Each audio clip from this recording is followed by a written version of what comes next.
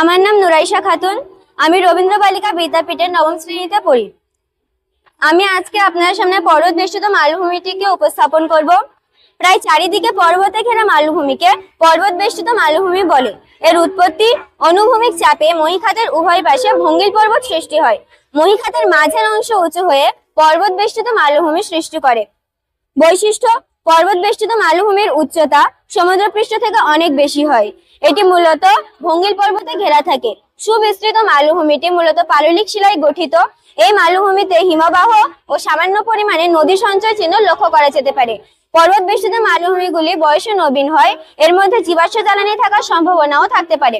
পর্বত বেষ্টিত মালভূমির একটি উল্লেখযোগ্য উদাহরণ হলো তিব্বতের মালভূমি। তিব্বতের মালভূমি ভারতের উত্তরে হিমালয় ও কুনলুন পর্বতের মাঝে প্রায় 10,000 বর্গ কিমি ক্ষেত্রফল বিশিষ্ট। এর উচ্চতা প্রায় 4,000 মিটার। এটিকে পৃথিবীর বৃহত্তম পর্বত বেষ্টিত মালভূমি বলা হয়ে থাকে। Thank you.